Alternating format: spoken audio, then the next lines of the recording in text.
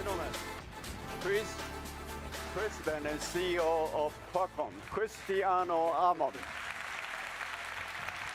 So about 2 years ago, we talked about how AI will change the human-computer interface, and as a consequence, will change the architecture of all of our personal computing devices.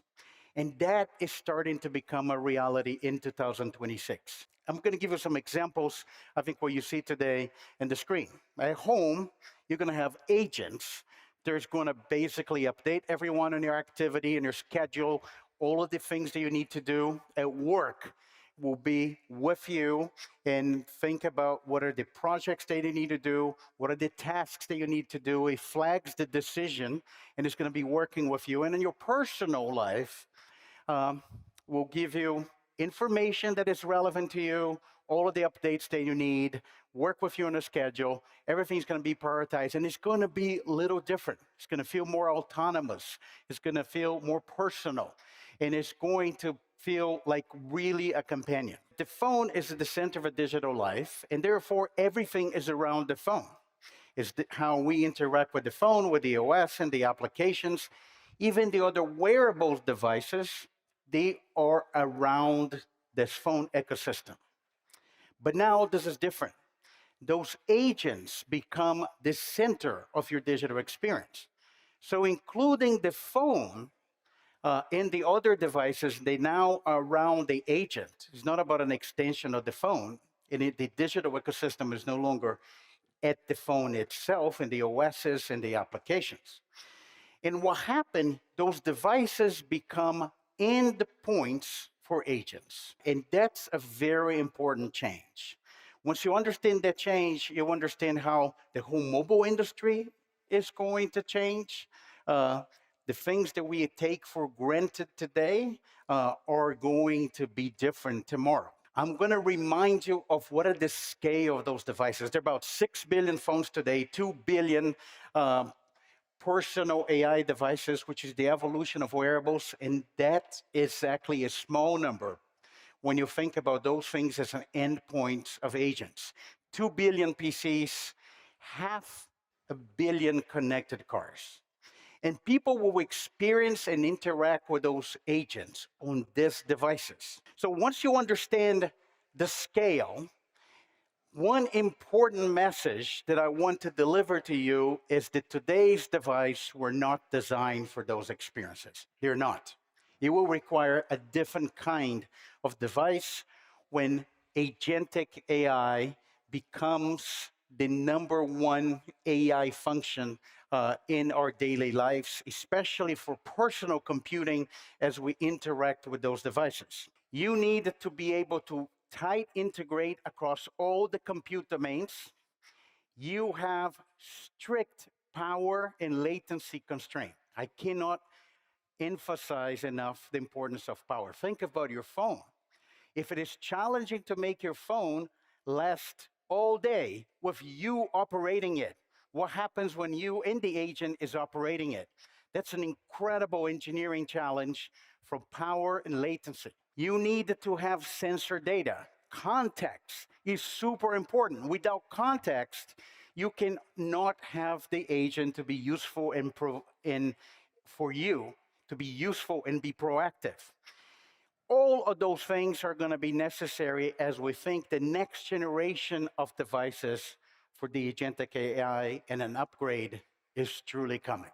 So you have to come up with solutions that allow you to get all the computing power that you need with the available energy, because the battery has to last all day and is limited in its size.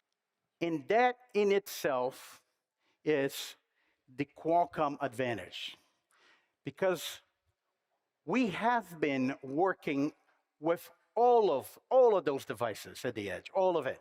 And especially the new Qualcomm that had incredibly diversified, we now have ability to build systems. They're sub 2 milliwatts from an earbud with micropower Wi-Fi that connect to an agent for personal AI audio device, all the way to kilowatts, what's going to happen in the data center. And I think that is the incredible opportunity that we see for us and for our partners, when all of those devices are going to change for this future of agentic AI, and for that, you need dedicated computing solution that scale all the way down to a sub-milliwatt device to a 2,000 kilowatt. So I want to start with the devices that are really powered by Snapdragon platforms.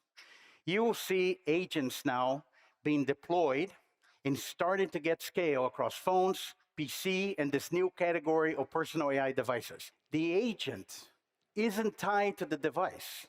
It actually moves with the user and is there with the user regardless of the device that you have.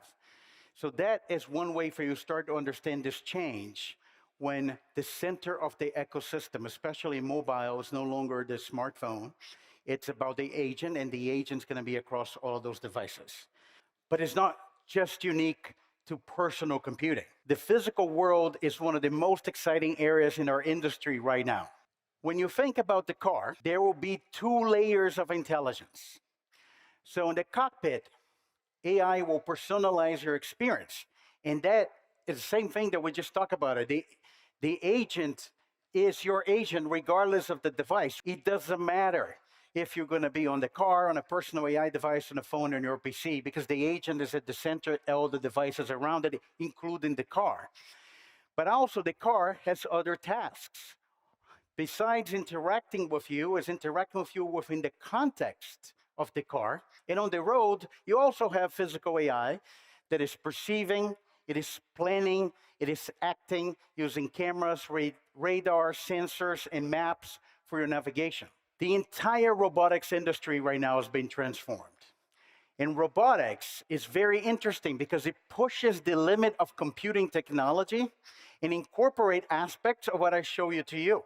Incorporate many aspects and technology of what we see in personal computing for sensing, perception, high integration of sensors. The robot, like your glasses, will see what you see, read what you read, understand the context. At the same time, you have all of those elements of technology that comes from the automotive industry.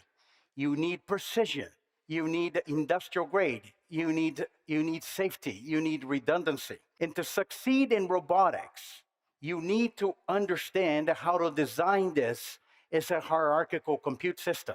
What we're building is a comprehensive platform across different form factors, from AMR, industrial arms, four-legged robots, humanoids, drones, and I actually think industrial opportunity is happening right now.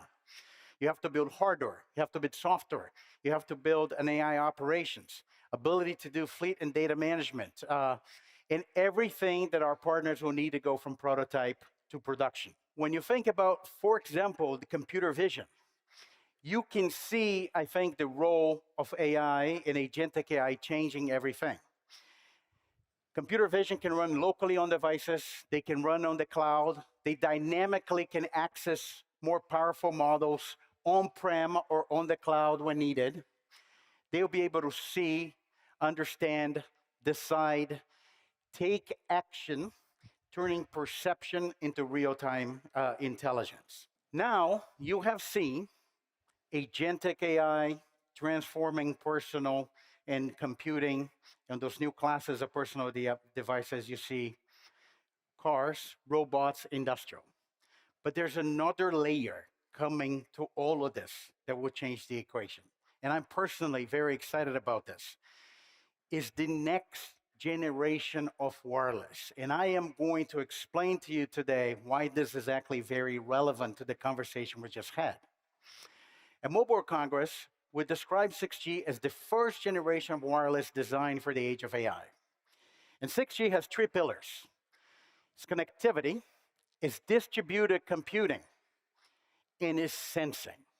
This an exciting, I think, future for everything that is happening on the edge, because AI is the new form of computing and is going to be how computers are going to run everywhere. So now I'm going to get to the last part of my presentation. It's estimated that the global token demand within 10 seconds is about 31.7 billion tokens. So The projection for 2030, for the same 10 seconds, is 1.27 trillion tokens. It's a 40x increase. And that's because agents are going to generate a lot of tokens. So if you think about the latest estimate, and I'm sure that's going to change, but the latest estimate for total token demand globally in 2030 is in the quintillions. I don't even know how to say the number. I'll say it's a 4 gazillion tokens, the token demand for 2030. So today at Computex, we're announcing the new product brand for Qualcomm data center products. We're already working with hyperscalers and global partners on real-world deployments. We're incredibly excited about this new chapter of the Qualcomm diversification. And now, with Dragonfly, our portfolio spans every single tier of the compute continuum. We're incredibly excited about the future of technology across every single device. This is going to get transformed. We show the agents are not coming into the future. They're already here. It's changing a lot of the compute. It's going to generate a lot of demand for new classes of devices and computing. And this upgrade cycle can be one of the largest that the industry has seen. And together we're building the products and the technology that will define this new era.